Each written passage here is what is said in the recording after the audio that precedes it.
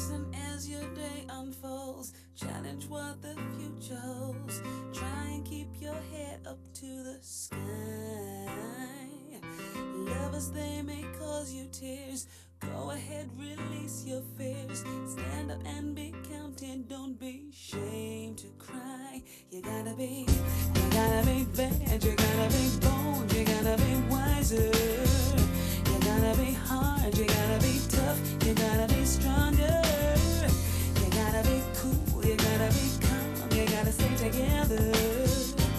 All I know, love will save the day. Herald what your mother said.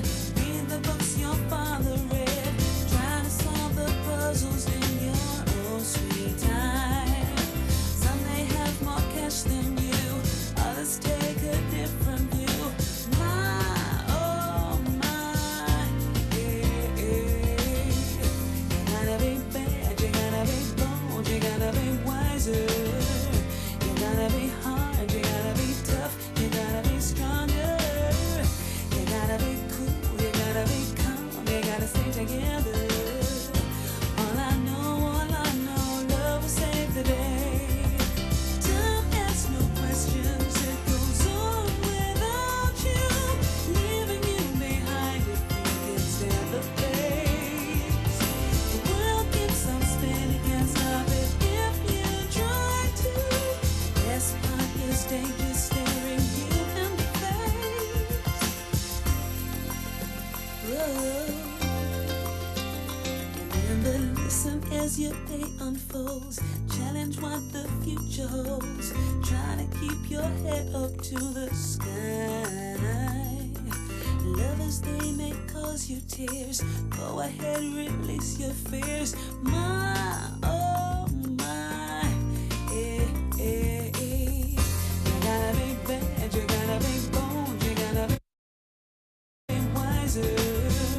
You gotta be hard, you gotta be tough, you gotta be stronger. You gotta be cool, you gotta be calm, you gotta stay together. All I know, love will save the day. Yeah. You gotta be bad, you gotta be bold, you gotta be wiser. You gotta be hard, you gotta be tough, you gotta be stronger. You gotta be cool, you gotta be calm, you gotta stay together. All I know, love will save the day. Got to be bold, got to be bad, got to be wise. Don't ever say, got to be hard, not too hard. All I know is love will save the day.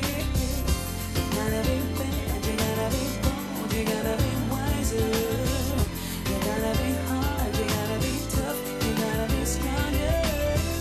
You gotta be cool, you gotta be calm, you gotta stay together. You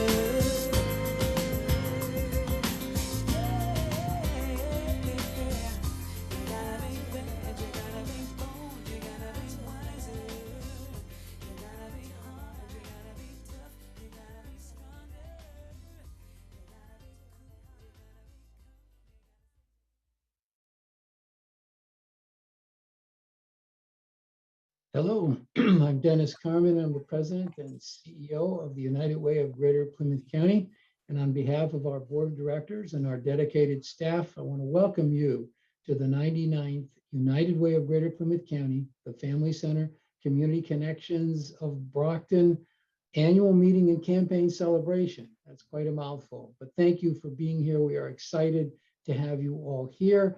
Before we get any distance into the program, please let me ask you to respectfully mute yourselves and remain muted so we don't interrupt any of the speakers during today's event. And we've got so much to do, so many people to thank, so many great things are going to happen. And we hope that you stay through to the very end for a lot of reasons, because it's great content. But if nothing else will convince you to stay there, we're going to be drawing the name of 5 people in order to get a free signed autographed copy of our keynote speaker, Caitlin Roy DeBellis's book, Choosing Hope, which at this time can come in handy for a lot of us because we certainly need hope at the time. So hang in there with us to hopefully win one of those copies. And all you got to do is be here, which is great. So thank you for that.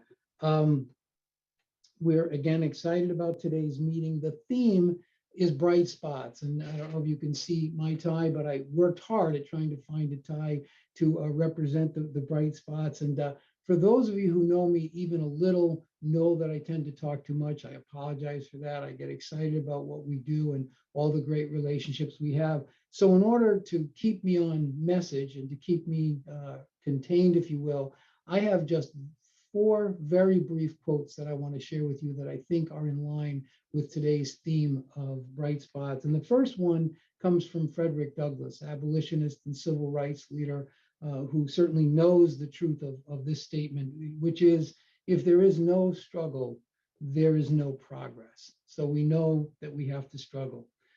From Christopher Reeves, who is an actor and director, starred in all the Superman movies, but unfortunately had an equestrian accident that left him paralyzed from the neck down. He says, once you choose hope, everything is possible. And then Helen Keller, a personal hero of mine for obvious reasons with my visual challenges, says, keep your face to the sunshine and you can never see the shadow. And then finally, I leave you with Elizabeth Barrett Browning, a poet of all things, and a direct quote, a simple quote, light tomorrow with today. On that note, I'm going to happily turn it over. It's my honor and pleasure to turn things over to our chair of our board, John Doyle of UPS, in order to recognize today's event's sponsors. John? Thank you, Dennis. Well, good morning, everyone. I'd like to wish everyone a great big welcome and an even bigger thank you for attending our United Way's 99th annual meeting. This event wouldn't be possible without the support of some very special businesses in our community. Each one has sponsored one of our 6 need priorities their community is deemed urgent. You can see on the slide here, and I'd like to take a minute to recognize the following organizations. Harbor One Bank's sponsorship will help to feed our families. Lynch & Lynch sponsorship will help to prevent evictions and end homelessness. National Grid sponsorship will help families with children transitioning from remote learning back to in-school learning. Good Samaritan Medical Centers sponsorship will help our neighbors gain access to affordable healthcare services.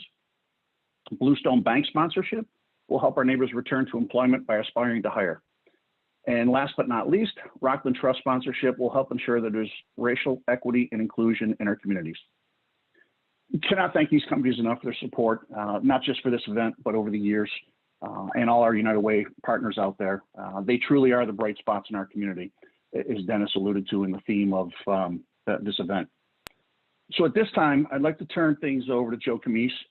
He's not only our board treasurer, but he is also our chair of our Board of Governance Committee. He's going to share the results of our recent board votes regarding new board members, renewing board members, and our board officers for this coming year. But before I turn it over, I do want to publicly thank Joe for his tireless efforts behind the scenes in making our United Way go. He does a great job, and I'd like everyone to give him a quick round of applause before I turn it over to him. So Thank Joe, you, John. thanks for all you do, and I'm going to turn it over to you. Thank you. Good afternoon, everybody. Before I make the announcements, I just want to plug in that we are always looking for new board members, and either contact Dennis, John, or myself, and we'd be delighted to talk to anybody that'd be interested in coming to the board, because the more we have on it, the more we can do. First, I'd like to welcome our 3 newest board members, Reverend Michael Gilbert from New Life Temple of Holiness, Greg Howell, Flexo Concepts, and Elaine Reeser for Community Representatives. I'm also pleased to announce that Jim Smith of Rockland Trust has been voted by the board to a second 3-year term. Congratulations, Jim. Due to the many challenges of the pandemic, our board of directors has asked if I, as board treasurer, and Carol Martin of Harbor One as board secretary, would be willing to serve a third 3-year term in order to provide needed consistency during this turbulent times.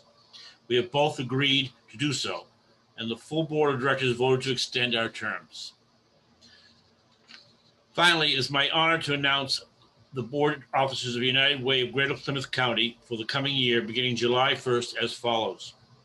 Chair, John Doyle from UPS. Vice Chair, Andrew Lynch from Lynch & Lynch. Treasurer, Joe Camise from American Bookkeeping Solutions. Secretary, Carol Martin from Harbor One Bank. And now I will turn matters back to Dennis Carmen, our President and CEO. Thank you, Mr. Camise. I appreciate that and all you do for our board and our organization. At this point in the program, we would like to share with you some of the things that drive us at the United Way of Greater Plymouth County. Simply put, we work hard at generating resources that will meet urgent community needs. This work is challenging under normal circumstances. As you all know, this past year has been anything but normal. The pandemic, that is. We are thankful to our donors who gave us extra funds to meet some of the emergency needs of families and individuals in our community related to the COVID-19 virus. And we are thankful for our old and new community partners who have used their resources to care for our neighbors. We hope the following presentation adequately captures how you, United Way, and our partners became bright spots during a dark pandemic. A special note that the music that goes along with this presentation is from local artist Lori McKenna, who lives in Stoughton. She's a Grammy Award-winning singer-songwriter from Stoughton, Massachusetts. She actually wrote the song Humble and Kind that Tim McGraw sang and won a Grammy Award in 2006. We don't own the rights to this song Uphill, but it's one of my current favorites, and I hope you will appreciate its pairing with the important things in this presentation.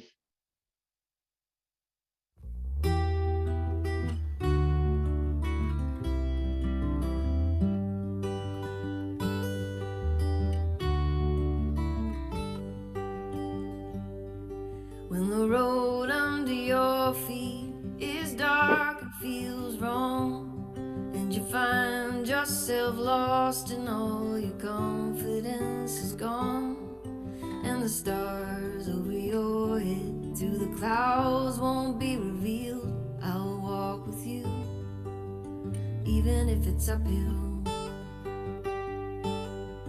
When the weight of your troubles sends your knees into the dirt, and all your loyal distractions only magnify the hurt. When lonesome doesn't quite define how so alone you feel, I'll walk with you, even if it's uphill. Hard times and landslides, a part of life, I know. Like they say, none of us get out alive. With every ocean you're swimming across, however valley low, whatever mountains you climb,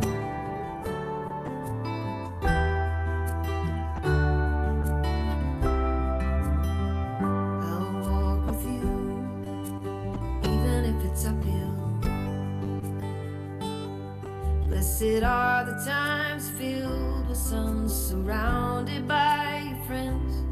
Those days when all the new roads wait right where the old roads end.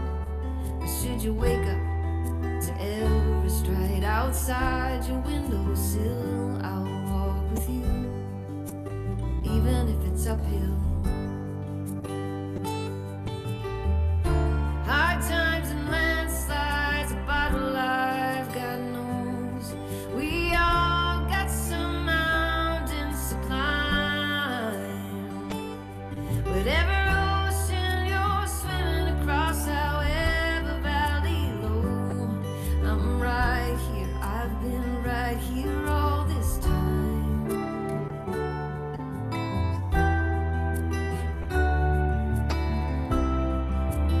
And I'll walk with you, even if it's uphill. I'll walk with you, even if it's uphill.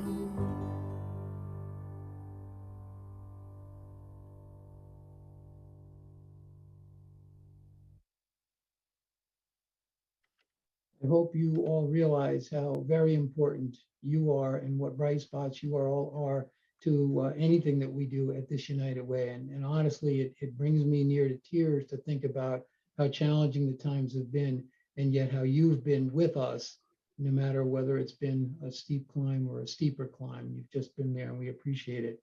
At this time, it gives me great pleasure and honor to turn things over to Mr. Scott Sanborn of Harbor One Bank, who for the last 2 years has been our campaign chair. He's been an absolute terrific campaign chair, as well as our Director of Resource Development, Laura Murphy, in order to present this year's campaign awards. Laura, Scott, turn it over to you. Thank you, Dennis. And Scott, I would just like to take this opportunity to publicly thank you for your leadership during this campaign. Scott has been a terrific campaign chair, and we are so fortunate to have him by our side for the past couple of years. Well, thank you, Laura. I am both honored, thrilled, and privileged to be serving our community in this capacity. And want to give a shout out to, I think it's well over 130 attendees today for coming out to share the great news that's happened over the past year through United Way in fighting this pandemic and really helping our team come together in so many ways. And this year has been an extraordinary year and perhaps continues to be one of the most challenging. However, there is hope. This is another year that we have had a dream team of key community leaders that lend their generosity and influence to help make the campaign a success. When we take into account the new and importantly continued local corporate giving, workplace campaigns, as well as individual giving, we have raised over $850,000 and counting. So on behalf of Dennis and his team at United Way, I want to acknowledge and thank you, the organizations, the agencies, and the individuals for your commitment to United Way and our shared communities. Okay, now is the time for the 2020-2021 campaign awards. Thank you, Scott. And before we begin, I would just like to say a few words about our Live United Recovery Fund. I think most of you are familiar with the Live United Recovery Fund, but for those of you who are not, the Live United Recovery Fund is our general fund, which generates life-saving resources through our annual campaign dollars.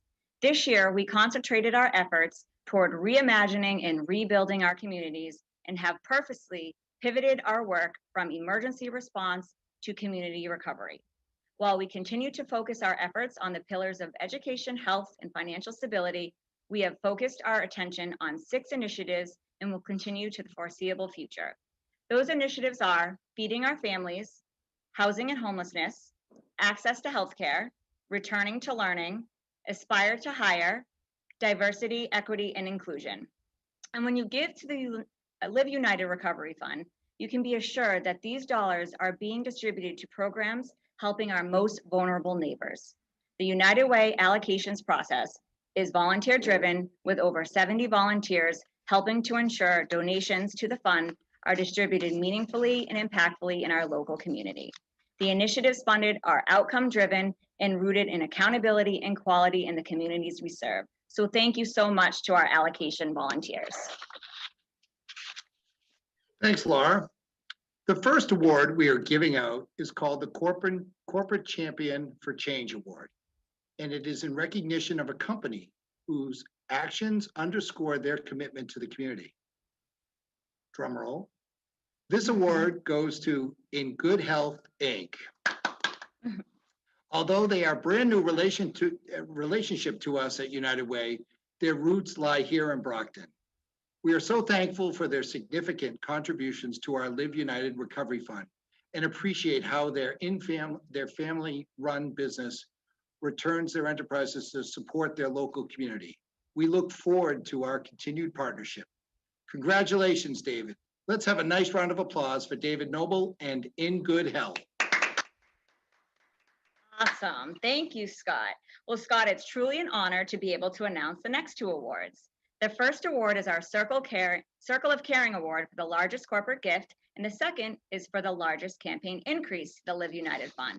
And I'm happy to share that the 2 award this year goes to Harbor One Bank for the second year in a row. Harbor One Bank is also one of our annual meeting sponsors. And Harbor One continues to honor and embrace its commitment to strengthen and empower the communities where their employees live and work. Thank you, Jim Blake, Carol, Scott, Deb, Eric, and your Harbor One team for your tremendous support and congratulations. Let's have a nice round of applause for Harbor One Bank.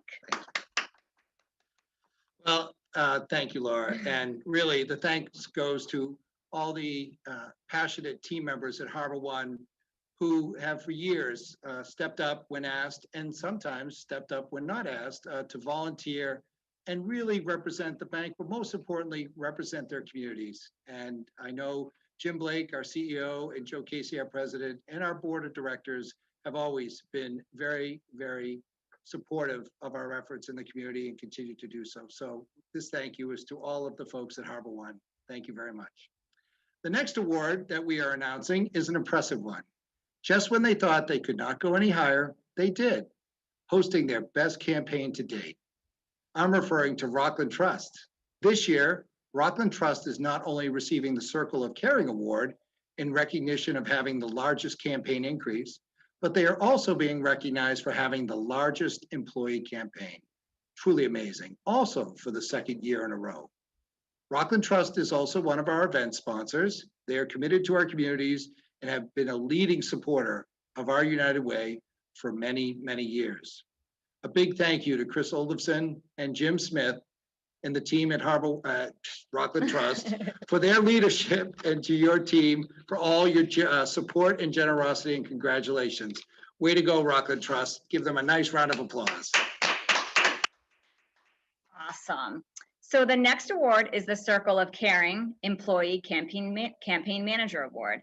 This award is given to the campaign managers in recognition of their significant contribution to the campaign. But before I announce the winners, I want to thank all the employee campaign managers who, on top of their daily responsibilities, take on the role of running and managing the workplace campaign. When United Way staff meet with company leadership, we always suggest that leadership consider an employee campaign manager that is well-liked, someone who's a natural leader, respected, organized, trusted, and has a can-do attitude. And for these reasons, our tour award goes to Joanne Hoops from Family and Community Resources. Joanne's support and commitment helped drive a record high employee campaign, which is hard to do, especially this past year. And the second is Lee Lopes from BAMSI. Lee joined us this year as a brand new campaign manager, and she was always available, willing to help, and really stepped up this year. Thank you so much, Joanne and Lee, for your leadership, and congratulations. We look forward to working with you both next campaign season. Let's have a round of applause for Joanne and Lee. Our final award is our Live United Chairman's Award, and it is in recognition of a company's commitment to the community. This year, our award winner is Bluestone Bank, formerly Bridgewater Savings Bank. Although Bluestone Bank has always been supportive, this year they went above and beyond, raising a record high for their employee campaign, as well as increasing their corporate donation. In addition, they are one of our annual meeting sponsors. They sponsored our Warmer Winters program, and they were one of the first companies to make a gift to our COVID-19 response fund. We would like to thank Peter Delarusso and Bethany Sudo for your leadership and the staff for their support. Thank you and congratulations. Let's have a nice round of applause for Bluestone Bank. So a big thank you to all of our United Way supporters and cheerleaders for your dedication of our community programs and individuals. You are here for us, even when the tough gets going, and we cannot thank you enough. So I'm going to go off script a little bit here, and he doesn't know that I'm going to do this, but I'd be remiss if I didn't again thank Scott for all of his time, his dedication, and his commitment to our United Way. It has been a pleasure to work with you, and look forward to additional work in the future. Oh, there I am, back on the screen. So, Scott, we heard you're an avid golfer and love to golf. So this, for one, is for you. But then we came up with the perfect present that we thought would be just right. They've seen my handicap. They know that's probably so true.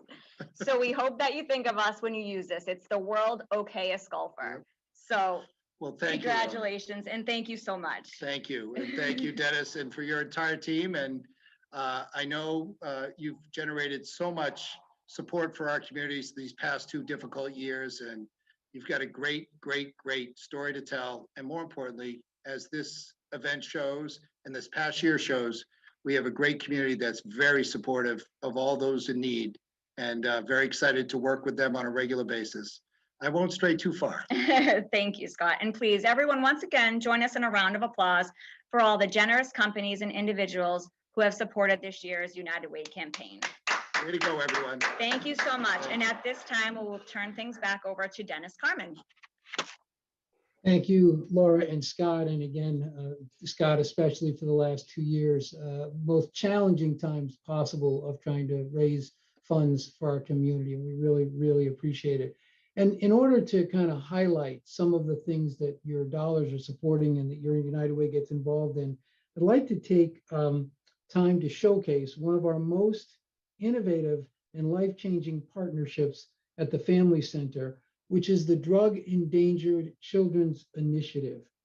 We're doing it in partnership with the Plymouth County District Attorney's Office. And at this time, there couldn't be a better person to explain this program than Plymouth County District Attorney Timothy Cruz. Hi, my name is Tim Cruz, and for the last 20 years, I've had the honor to serve as the District Attorney for Plymouth County.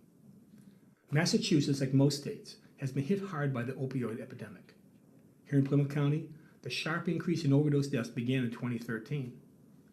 Very quickly, we went from 47 deaths in 2013 to 75 deaths in 2014 and 142 in 2015. Too many lives have been lost. Every year, I attend various overdose vigils throughout our county, and each year the list of victims to remember gets longer and longer. But they are not just overdose victims. They are parents, sons and daughters, brothers and sisters, children and grandchildren, and neighbors and friends. The aftershock resulting from their death is real and extends far. Families and friends are left to battle the grief, the what-ifs, and wonder what to do now. Widows and widowers suddenly become single parents.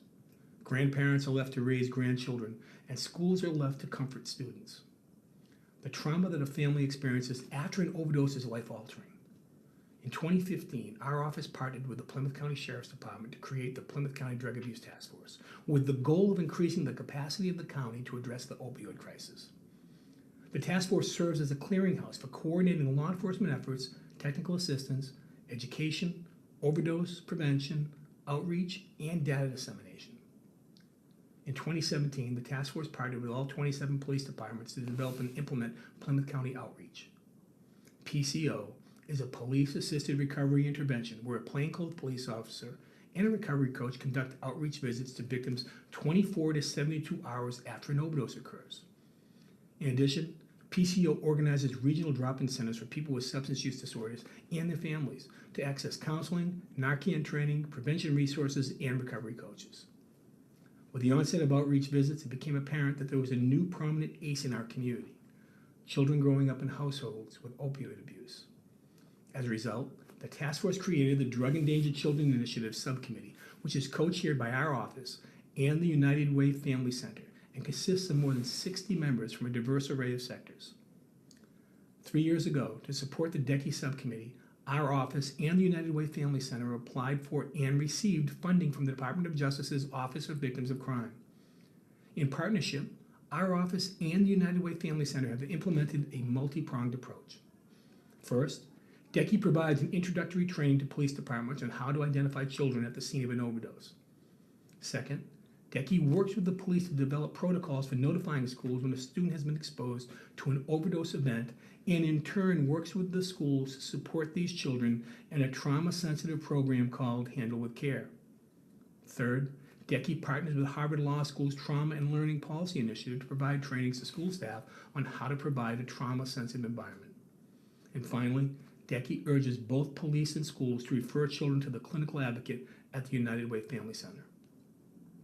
The advocate provides direct services to the child and family, including access to the Family Center's vast network of service providers for behavioral health care. I'm extremely grateful for the United Way of Greater Plymouth County and its Family Center for their partnership on the DECI project. Under the leadership of Dennis Carmen and Melinda Nealon, the United Way Family Center has truly improved the lives of children in Plymouth County, particularly those that are most vulnerable. The United Way Family Center's neighborhood-based networks of support have proven to be key resources for police and schools working with children who have experienced trauma. When families are dealing with the worst, you are there to bring your best. We are very fortunate in Plymouth County to have an actively engaged United Way working to deliver direct services to families and children to help them overcome the challenges they may face. Thank you for the work that you do to make Plymouth County a safe and supportive environment for our kids to learn and grow.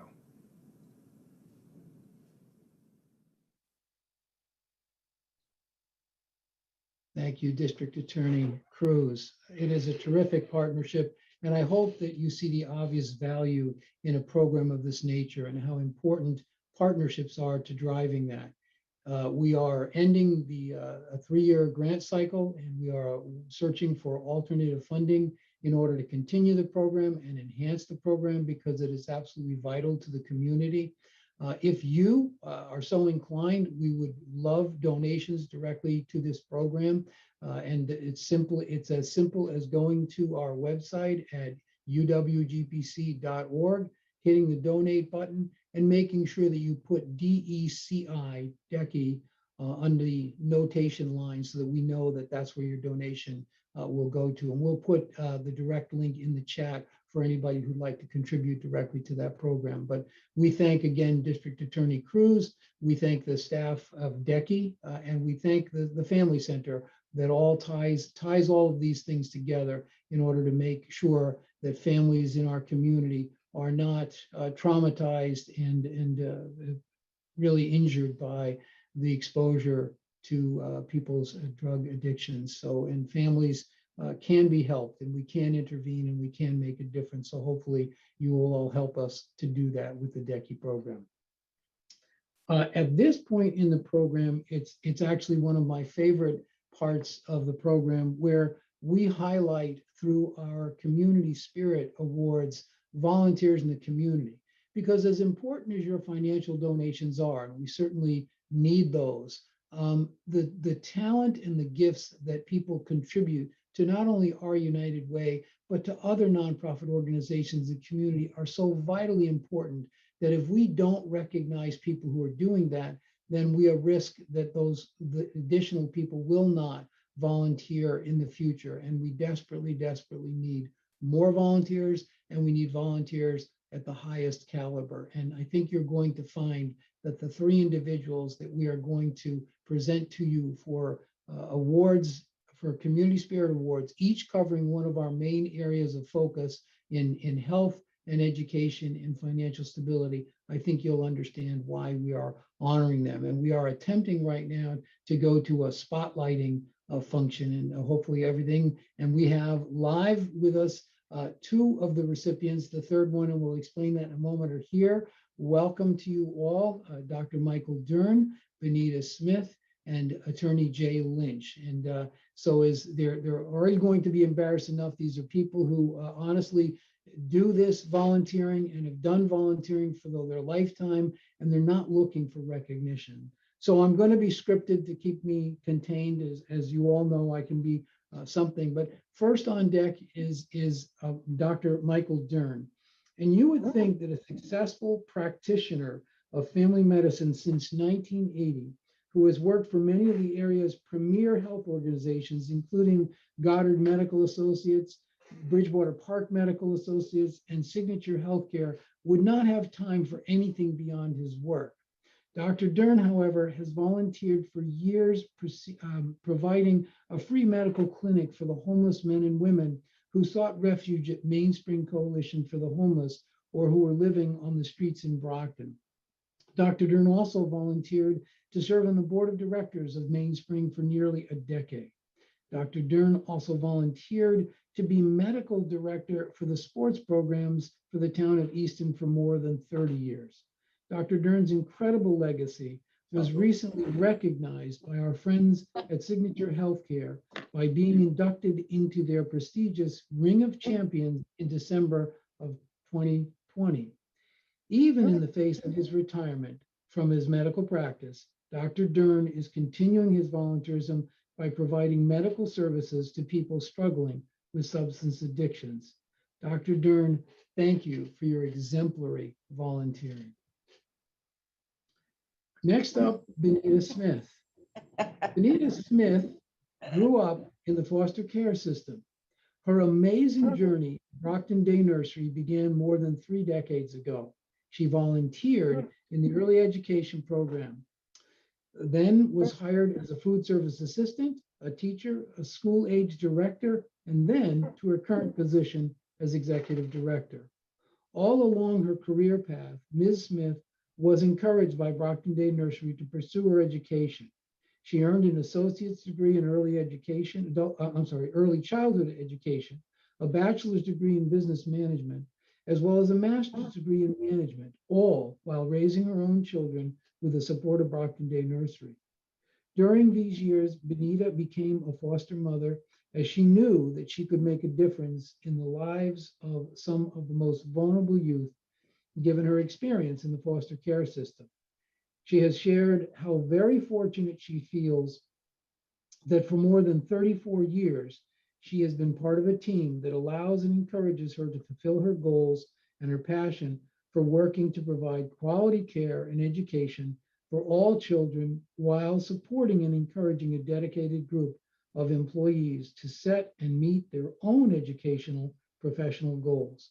Benita believes that it truly takes a village to raise a child, and she is grateful to be part of the village and part of the great diversity of the city of Brockton.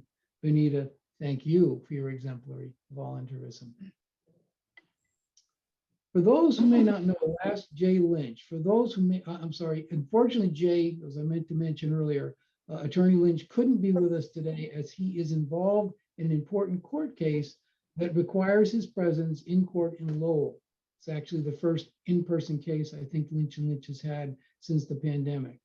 And our friend and colleague, their colleague, Deb Caswell from Lynch and Lynch has been really supportive and technically representing Jay today. For those of you who may not know Attorney Jay Lynch, is the manager and partner of Lynch and Lynch. Jay began working with his father, Frank Lynch, in 1979, and has grown Lynch and Lynch into one of the most respected law firms in southeastern Massachusetts. Lynch and Lynch, in addition to their offices in Easton, has maintained offices in Boston and Providence, with a diverse practice serving clients through the Commonwealth. Jay has tried over 500 cases to a conclusion. As impressive as that is, Jay has been a volunteer member of the board of directors of Father Bill's in Mainspring for 30 years.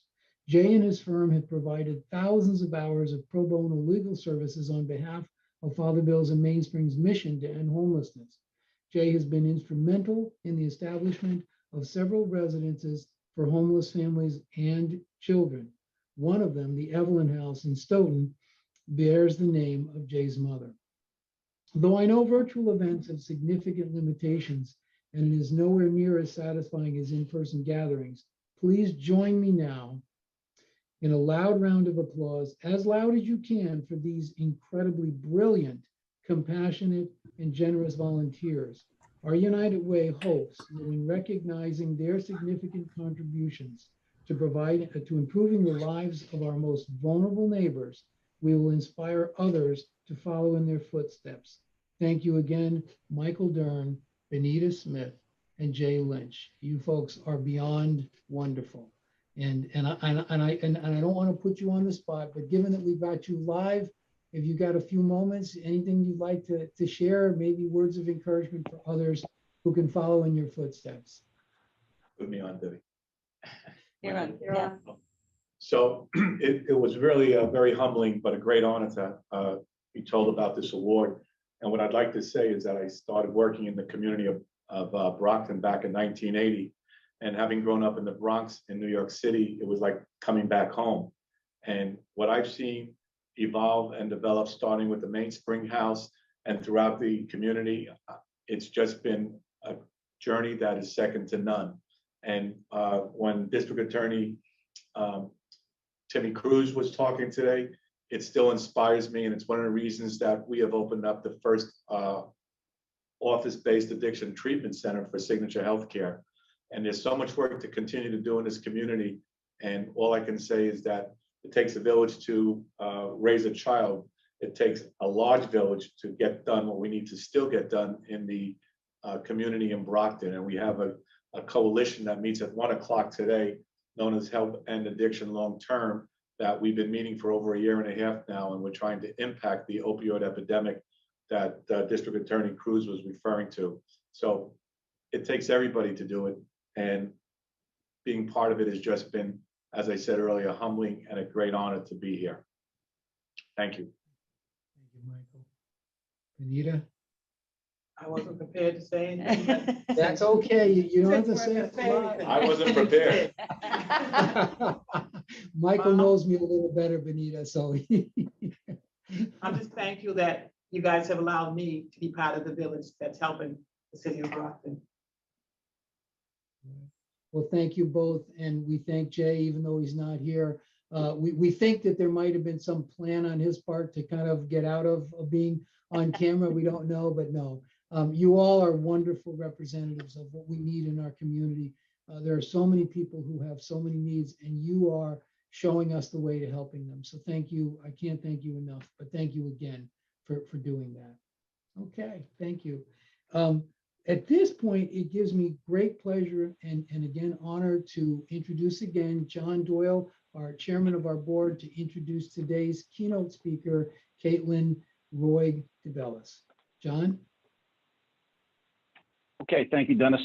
I'm excited to introduce our guest speaker. When we decided to choose Bright Spots as a theme for our 99th annual meeting and campaign celebration, never in our wildest dreams did we imagine how perfectly this would align with the life experiences, the perspectives, and the uplifting message of our keynote speaker, Caitlin Roy G. DeBellis. It's hard to believe it's been almost 10 years since Sandy Hook. I get just chills thinking about that. On December 14, 2012, in the first classroom of Sandy Hook, first grade teacher, Caitlin, she endured an unimaginable tragedy. This heroic teacher is credited with saving the lives of all 15 of her students by acting quickly upon hearing the sounds of gunfire and locking them all in a small bathroom until the good guys came to let her know that it was over and they were now safe to come out. What's amazing is what Caitlin's done since Sandy Hook. In 2015, she wrote Choosing Hope, moving forward from life's darkest hours. From the prologue, Caitlin states, when I reached a crossroads in my journey back from that terrible day in 2012, I chose hope, and that has made all the difference. Caitlin also became the founder and executive director of Classes for Classes, Inc. That's a 501c3 organization, knowing that positive social change was needed and that this needed to begin with our youngest members of our society, our K through 8 students. Classes for Classes has worked with over 15,000 students in 38 states, and this year they're expanding to all 50 states. She speaks to school boards, administrators, teachers, high school and college students across the US and Canada as a keynote and commencement speaker, and she has addressed over 235,000 people in person and over 1.5 million virtually. Those are some incredible numbers there. The awards and accolades that Caitlin has accumulated in the past decade is mind-boggling. In 2013, she was honored as one of the Glamour magazine's Women of the Year. She was also selected in 2014 as a point of light by President George W. Bush's foundation for her work. And in 2015, she was selected as one of the top 50 educators in the world by Global Teacher Prize and the Varkey Foundation. At this point, if I don't stop there on her long list of accomplishments, we'd never be able to hear from her. So without any further delay, I want to turn it over to Caitlin and let her share her story. Thank you so much for that introduction. I'm just pulling up my presentation. Let's get that going. Okay. All right, great. Thank you very much, John, for that wonderful introduction. I will have nothing left to say. All right, let's get started. So first and foremost, good afternoon. I am so incredibly grateful to be here joining you virtually this afternoon, and most importantly, to have this opportunity to share with each of you the power of choice. I want to start by sharing a brief excerpt from the prologue of Choosing Hope. Ever since I was a little girl and my mom introduced me to Robert Frost, I have loved the poem, The Road Not Taken. In that poem, Frost famously wrote, "I shall be telling this with a sigh. Somewhere ages and ages hence, two roads diverged in a wood, and I took the one less traveled by, and that has made all the difference. When I reached a crossroads in my journey back from that tragic day in 2012, I chose hope, and that truly has made all the difference." My name is Caitlin Roig DeBellis, and this is my story. This afternoon, I share with you a small piece of my story. I also share with you 4 key components that I have found to be crucial in my own life. They each revolve around choice, choosing your purpose, knowing it, following it, choosing your perspective on how to view the world around you, choosing to overcome your own hard times, and choosing hope within them. Each of our lives are all about choice. The choice is each of ours alone to make. There is a choice you have to make in everything you do. So keep in mind that in the end, the choice you make makes you. In sharing these 4 key components, I share with you my story as a teacher, as a learner, as a leader, my story as a survivor. I share it with you because I know that it will make a difference in how you view each minute, each moment, each day, when you are truly aware that your life can change in an instant. I share it with you because in life, we each have a very definite purpose. Mine has always been that of an educator. Before high school or college, I knew my passion and my purpose was to work with children, to ensure and enable their success. This knowledge guided me in every single choice and decision that I made. We each have goals and ambitions at our core, and it is of the utmost importance that we strive to define them, for it is only then that we are able to actively pursue them. On the morning of December 14th, 2012, inside the walls of Sandy Hook Elementary, our school endured a tragedy unimaginable. 26 lives were taken far too soon, senselessly and brutally. In the midst of this unimaginable loss that I was very aware could have been the loss of mine and my students' lives, I couldn't continue to live the way I had of thinking I had all the answers. In our lives, when these really difficult, challenging, traumatic things happen to us, we have to remember that it is not the moment that comes to define us, but in how we make a conscious choice to react to it that does. I could start by sharing with you my students and my experiences at around 9:30 a.m. on December 14th. However, that would not make much sense as my story, my purpose begins far before. So I must start with what is at the heart of this. My desire to become an educator, the path that I chose, and the lessons that I learned along the way, for it is those very lessons that bring me here with you today. Choosing your purpose. The meaning of life is to find your gift. The purpose of life is to give it away. Pablo Picasso. We each come to define our purpose, again, when we find answers to the questions of who are we, what is it that we want to do? For myself, I knew my purpose from the age of 5.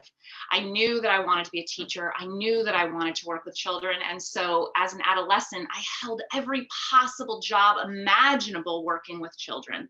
I started as a mother's helper, a babysitter, a nanny, a daycare facilitator, a camp counselor, youth volunteer, reading buddy, athlete tutor, study hall monitor, student teacher, intern, and finally, at long last, a teacher. I want to share with you just a small piece of what being a teacher, an educator, has always meant to me, as it has always been my purpose. And as I share, I encourage you to reflect on your own. What is your purpose? What drives you, motivates you, makes you want to jump out of bed every single morning? So as I share about my purpose, I encourage you to reflect upon your own. As my favorite childhood poet, Shel Silverstein, so eloquently said, there is a voice inside of you that whispers all day long. I feel that this is right for me. I know that this is wrong. No teacher, preacher, parent, friend, or wise wise man can decide what is right for you. Just listen to the voice that speaks inside. For myself, again, I knew my purpose at the age of 5. I started following it, as I shared, as an adolescent, holding every job imaginable, working with children. For me, being a teacher truly is a gift. It is the greatest gift one can ever do. As a teacher, you are a role model for your students. Your students will decide that they love coming to school every day because of your influencing. As an educator, you understand that impacting, influencing, and changing even just one life a year is an overwhelmingly powerful gift to be given. As a teacher, or as teachers, we are the role models in our students' lives. We're also the difference makers. We intervene when 2 of our students aren't seeing eye to eye. We enable a student struggling with self-image to find something to feel good and confident about. We build this caring community within our classroom where everyone feels safe and welcome and part of the team. We are acutely aware of the impact we are making on children's lives every single day. A few years ago, during an interview, I was asked by the reporter, what would our world look like and be like without teachers, without educators? And for myself, without a moment of pause, when I was asked this question, I replied, it would not work. Teachers are the common denominator in our world. Everyone starts in school. You and I did, doctors, lawyers, businessmen and women, the president of our great country, all started in school. And it was teachers who enabled their dreams to come to fruition. Teachers, I would in fact argue, are why our world works. I always knew that this was my dream and my passion and my purpose. My childhood dream did become a reality, and my story may be quite similar to yours. Choosing your perspective. We are all in the gutter, but some of us are looking at the stars. Oscar Wilde. I was born on October 31st, 1983, although being that I'm adopted, I did not meet my parents until nearly 2 months later, on December 23rd, or Kate's Day, as my parents aptly named it. My parents awoke that day filled with so much excitement and anticipation to pick up their baby girl, whom they had waited years for.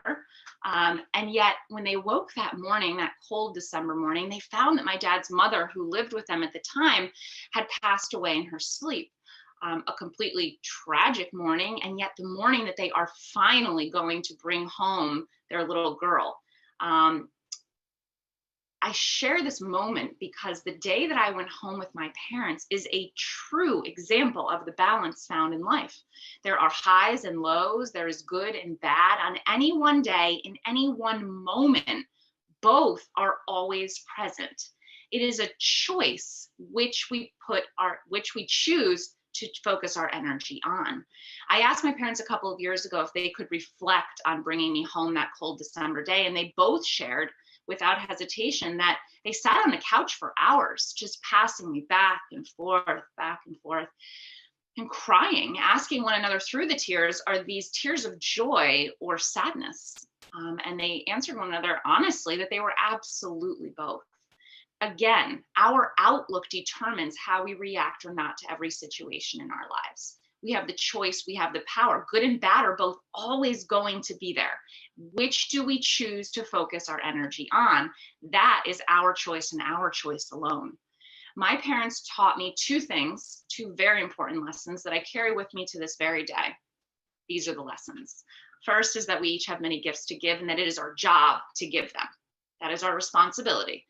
And second, that everyone has a story and that it is our job, each of us, to be good listeners in order to hear one another's stories, because everyone has a varied perspective on how to view the world around them based on their own life experience. As I shared, my story is that of wanting to be a teacher. For me, that meant tons of stuffed animals piled around me on any given day, letting me teach them all different lessons. Always modeling myself after my own incredible teachers.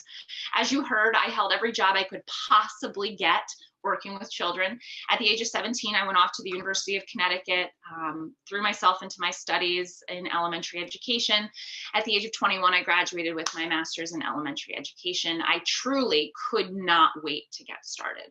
I was hired as a first grade teacher. I spent that August busily preparing my classroom. I wanted everyone who entered to feel as warm and welcome as I did. The end of August arrived, first day of school was there, 18 first graders filed into our classroom. I don't know who was more excited, them or me.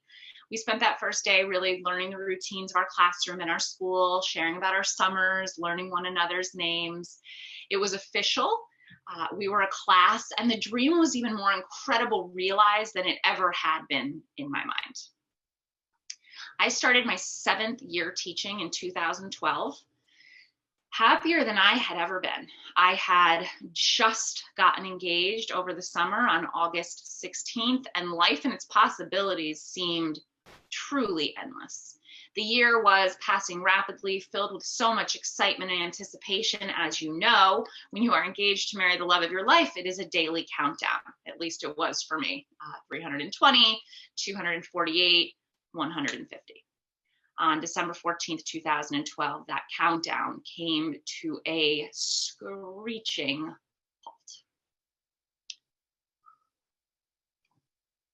Choosing to overcome.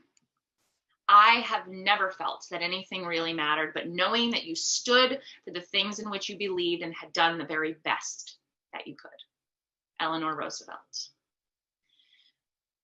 Whew. That morning, I awoke ready to tackle the day.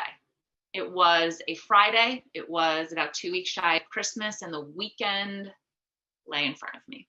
As I hurried to leave my home, something stopped me in my tracks. I put down my things, I grabbed my phone, and I walked over to our slider as the sun was rising peacefully over Long Island Sound. I took this picture, I posted it to Facebook, and I raced out the door. Not even 3 hours later, my sense of peace, calm, and happiness were forever changed. As my students and I sat in our morning meeting, we had just finished listening to Oh, What a Beautiful Morning. We had greeted one another. We were somewhere in the midst of sharing about our day when very loud, rapid fire gunshots began over and over and over. The possibility that your life can change in an instant is, of course, always there, sometimes fortuitously so and others not.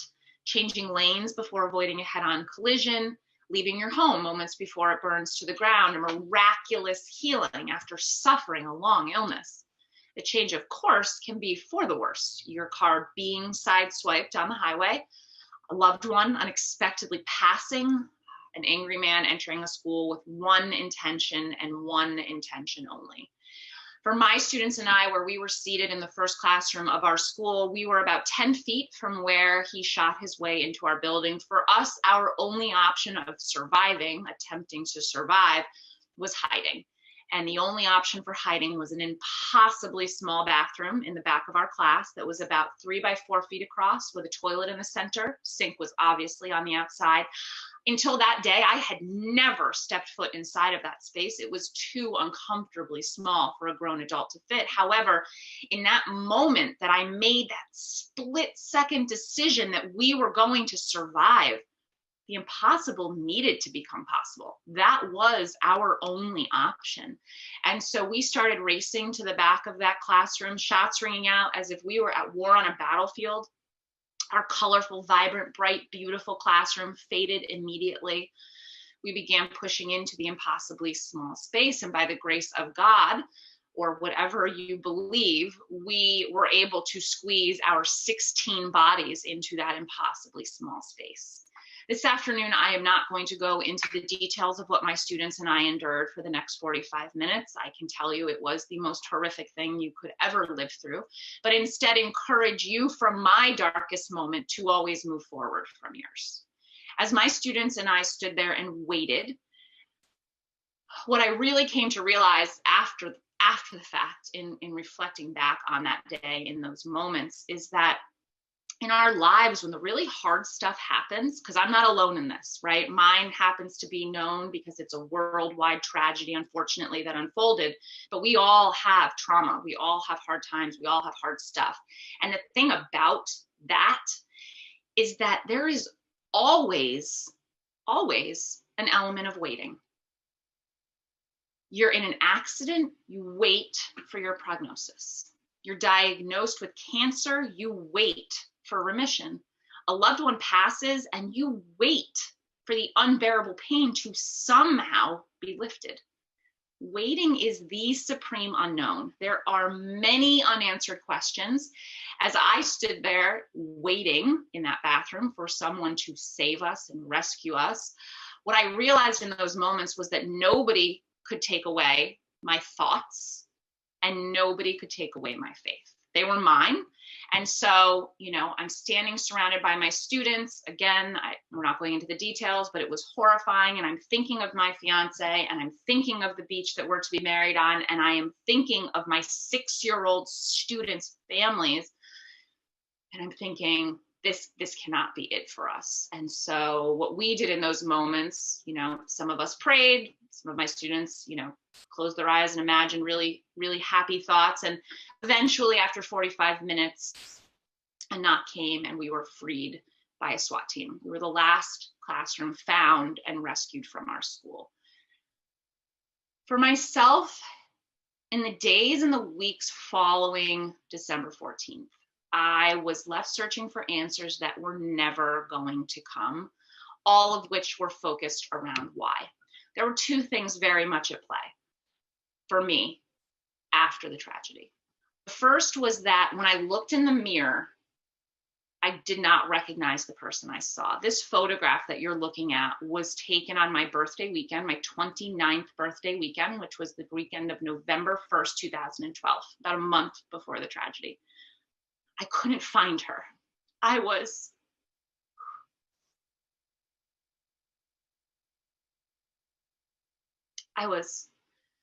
so afraid of life. I was terrified of my own shadow. I could not go anywhere, not a gas station, not a grocery store.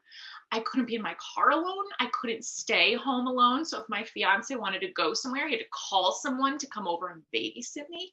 It was infuriating. It was maddening because on December 13th, 2012, I had been an intensely independent person and I could not find her.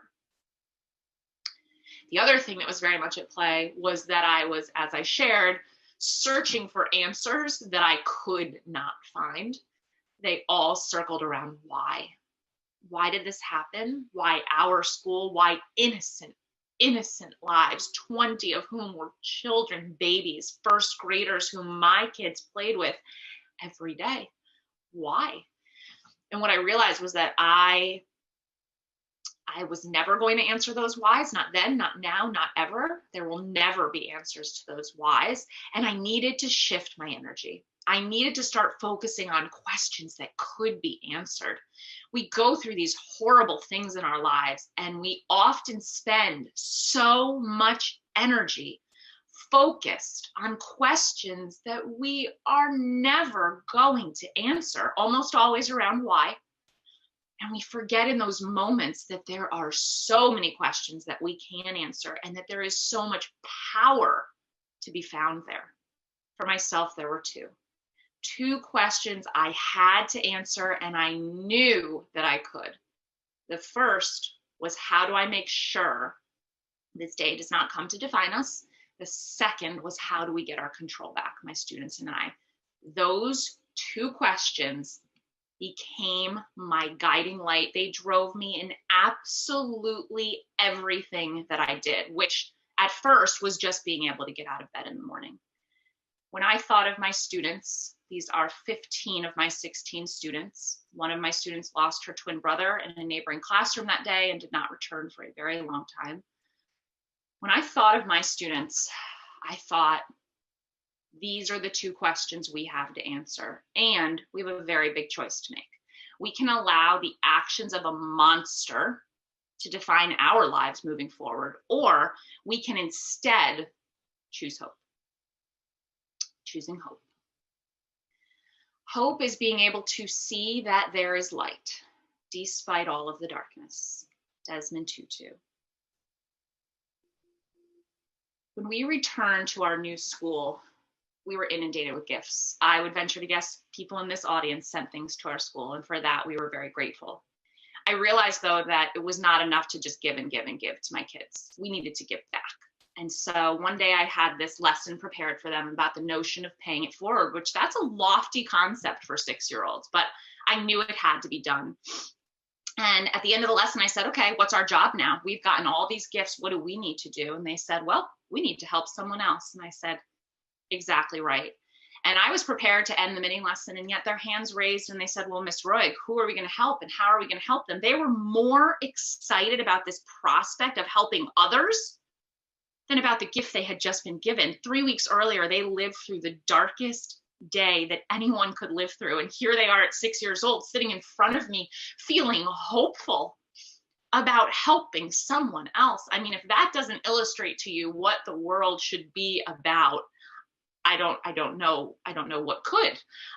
So my students and I, we reached out to this class that you're looking at right here, said, how can we help? What can we do? This 2nd grade class, they were in North Carolina. They said, we don't have a smart board or a MimioTeach. So we mailed them the money to buy a MimioTeach because we had been mailed money. And so we turned around and mailed it to them because we already had a smart board. They were very thankful, as you can see, but more importantly, they were inspired. They decided that MimioTeach, nope, they couldn't just receive, they had to do. And so they reached out to a classroom in Arizona. How can we help? Asked, how can we help? What do you need? And mailed them items for their math program. In choosing hope, evil cannot ever define you, right? I had those 2 questions. How do I make sure this day doesn't define us? How do we get our control back? In choosing to help someone else, we got our control back and we made sure that we were not letting that dark day define our lives moving forward. Out of that, Classes for Classes was born. We've had lots of iterations of our website, which has been super exciting. Oh, it's loading figure. Okay, good, it's moving, sorry. These are some of the organizations that have supported us and sponsored us and said, this is important. Teaching kids to care about one another is paramount to the success of our society. These are some of the students who have been involved, and I know in the interest of time, I'm just going to go through them fairly quickly today, but all of the work that you see and all of the students that you see pictured, they are all engaged here in social emotional learning, in talking about compassion and empathy and being honest and working together, being a part of the team, making sure that everyone's included, making sure that everyone has what they need, right? Because that is so important. Understanding that your words and actions matter, that you need to choose kind ones, that is so important. These students become pen pals. They write Valentines to one another. They get to know one another and learn about each other's interests. At Classes for Classes, we talk a ton about choosing kindness, this notion that we have so many choices in our lives, but what could be more important than choosing to be kind? And thinking about, these students are thinking about, what does kindness overcome? What can kindness conquer? Kindness can conquer bullying and mean-spiritedness and loneliness and anger and hatred. We at Classes for Classes are truly working to eliminate hateful feelings one classroom at a time. Many of the schools that we go into create school-wide murals where every student's Choose Kindness poster is included, so that even on the hard days, even on the days that feel difficult, they can be reminded that everyone in that school has made the choice to be kind, and that it always comes back to that, because it's always about working towards the greater good. That is what is most important. Our mission at Classes for Classes is really long, but if I had to make it concise, it would be, we believe that when we actively engage students in being kind, compassionate, and empathetic, there is not room for hate. And again, we are working to eradicate hateful feelings one classroom at a time. As I look to my future, hope is definitely the driving force. I hope for a healthy and happy life with my husband. We wed on that exact beach you saw on August 16th, 2013. I hope to continue spreading Classes for Classes across the United States and then hopefully internationally. As is in one of my favorite childhood books, Of Mice and Men, the best laid plans can often falter. I could have never planned for the tragic events of December 14th, and afterward found myself on a very new path, armed with absolutely no plan. When I found myself there in such abject darkness, feeling so heavy, I made two choices that made all the difference. In making those two choices, and to help me illustrate the power of choice, Classes for Classes was born, which you heard our reach in the introduction. There's no need to repeat. I started traveling all around the world, speaking to people with the goal of encouraging just one person in an audience to know that they could too move forward from their dark moment. I wrote Choosing Hope to help others know that they can move forward from their darkness as well. In closing, I'm sorry, I have lots to share. I know that I've gone over my 20 minutes, but we're wrapping up.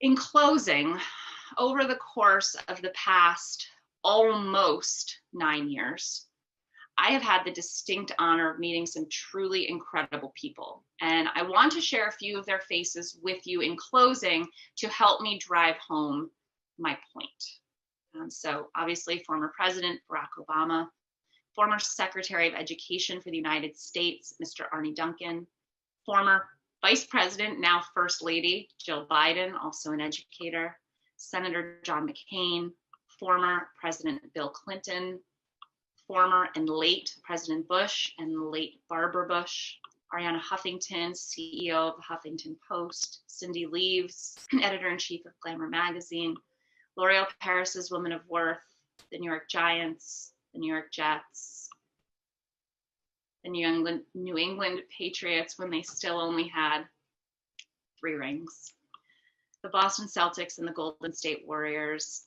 multiple magazines that have all shared our story and said this is important. Teaching kids to care about one another is crucial to the success of our society.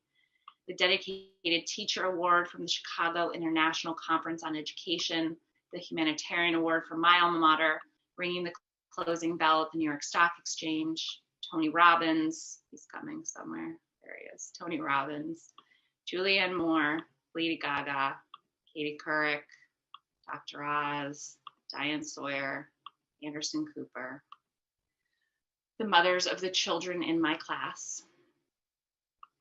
This is the very first audience I ever spoke to on August 21st, 2013. I share these images every time I present for one reason and one reason only.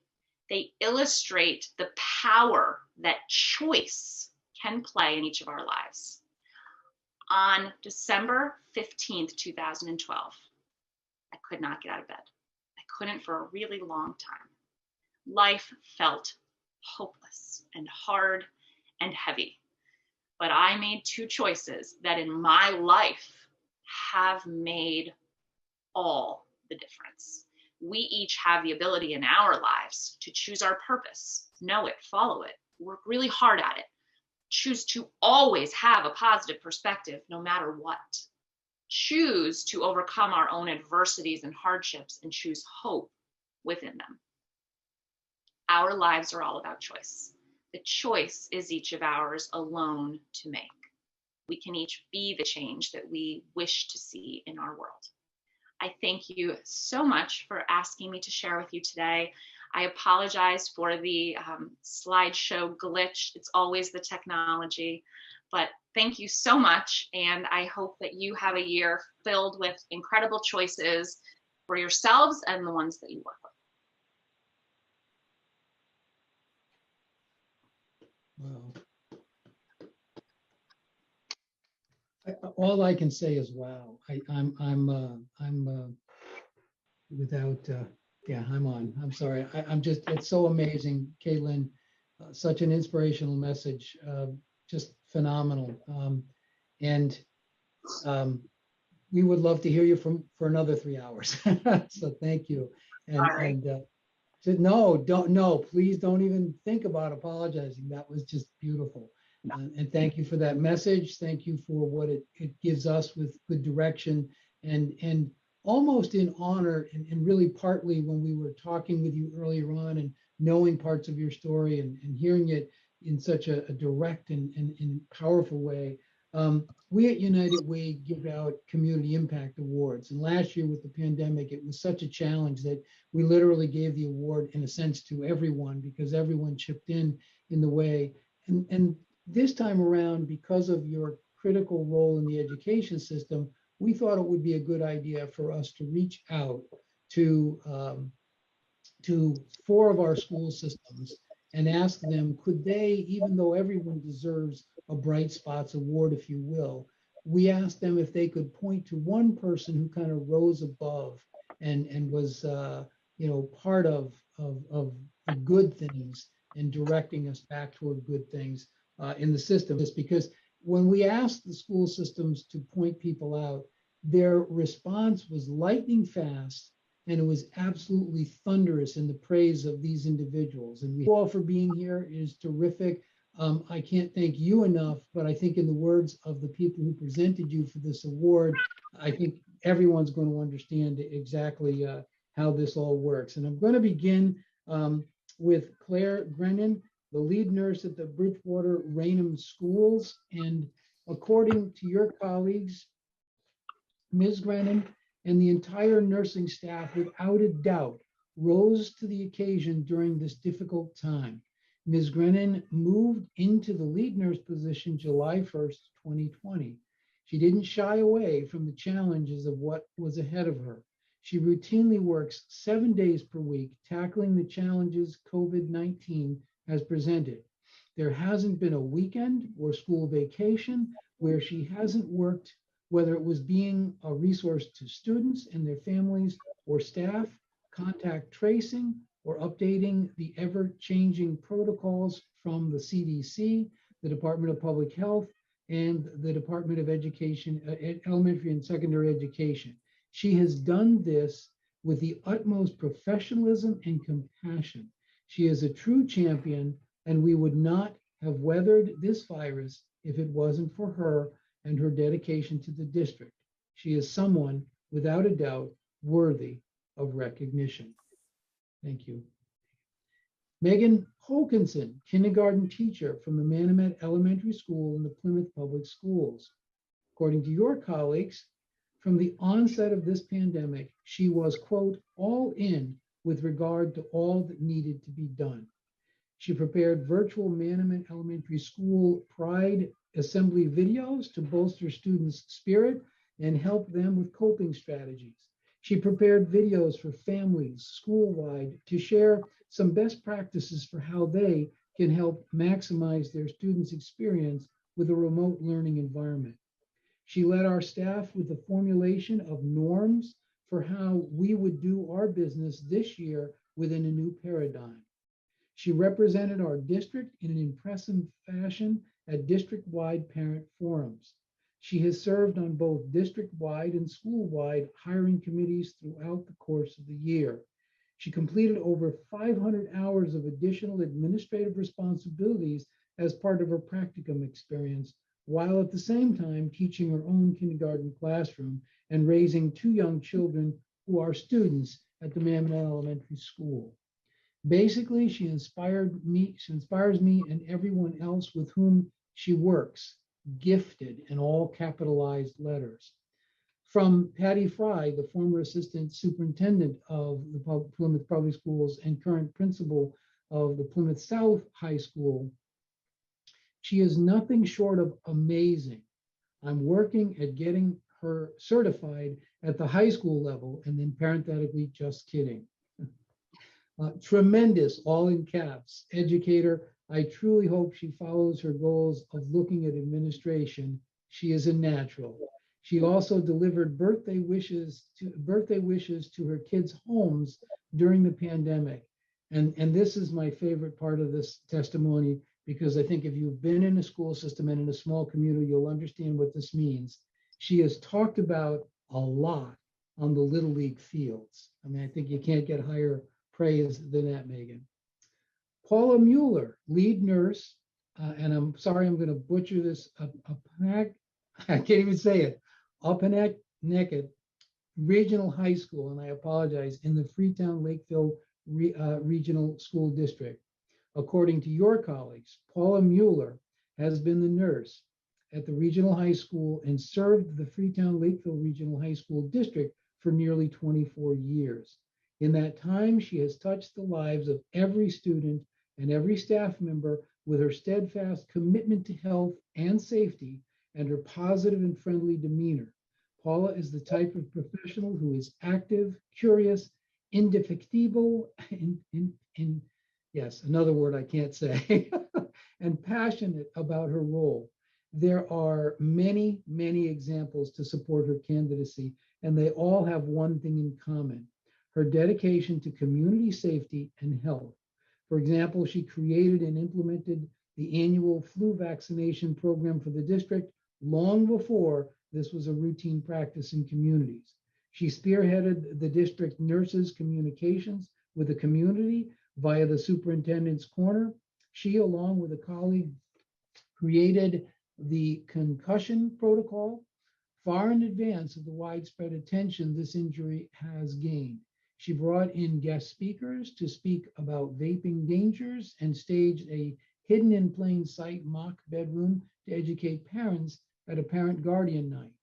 She avails herself to any and all long beyond the school hours, not because it is required, but because she deems it important for others to be educated, and she has the tools. These are only a few of the myriad of ways in which she has identified a need and sought to remedy it through activism. This could not be more true than in the past year. Paula was a source of information and support for many when the pandemic hit and closed schools. But it was the reopening of schools that shone a light on not only her capabilities as a professional and her dedication to serving the entire district, but also the respect with which she is received. Paula spoke to large groups, sent informational emails, answered the phone at any time of day or night, and became the Dr. Fauci of the Freetown Lakeville Regional School District, the one with the answers and with the ability to both caution and soothe. The qualities that make Paula Mueller a bright spot have existed each and every day of her career. It is the pandemic era that unintentionally casts the light upon a professional who consistently rises to the challenge with unwavering determination, no matter the size of the issue. In this, our largest obstacle to date, she has made us proud. Kenneth Thompson, Director of Facilities, Brockton Public Schools.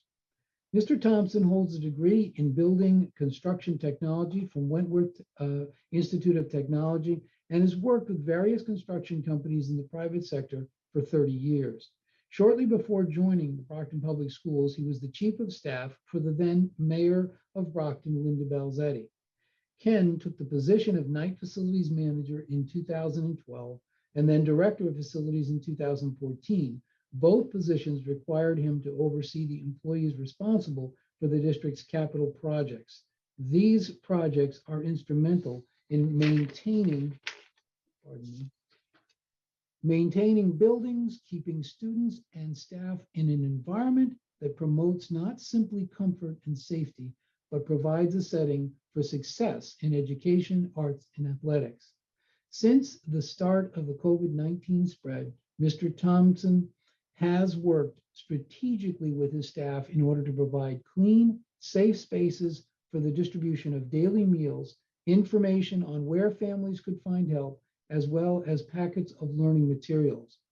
As the pandemic continued, Ken, along with the food service and technology services departments, worked miracles getting nutritious food and state-of-the-art electronic devices to every student in Brockton Public Schools.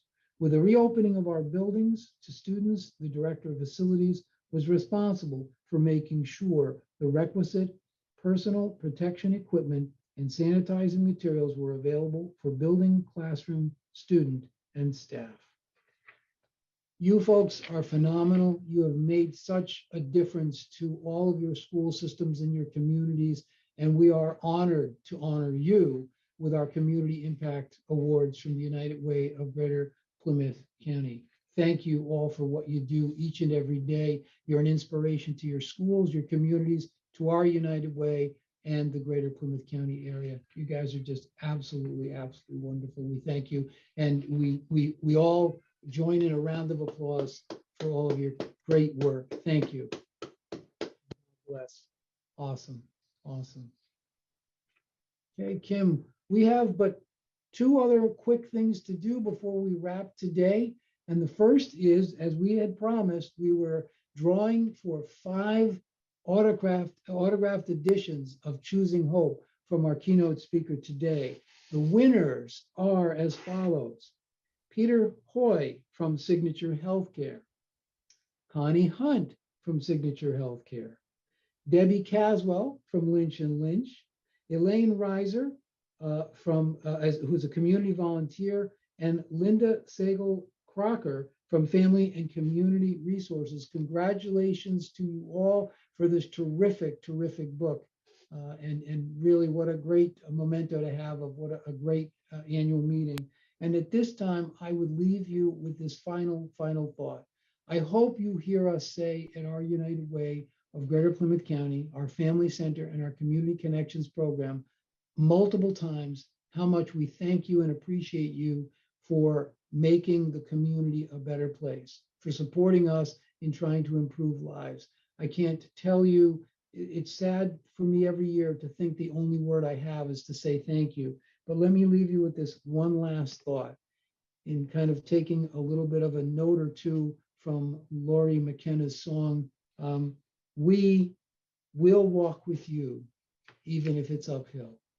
Thank you for being here at our United Way of Greater Plymouth County 99th annual meeting and campaign celebration. And please stay tuned for our 100th year, which is going to begin in August and carry through to the year for our 100th year kickoff in September. Be on the lookout for that, and be on the lookout for all of the things that we're going to be doing in this 100th year of serving our community. Thank you all, and take care.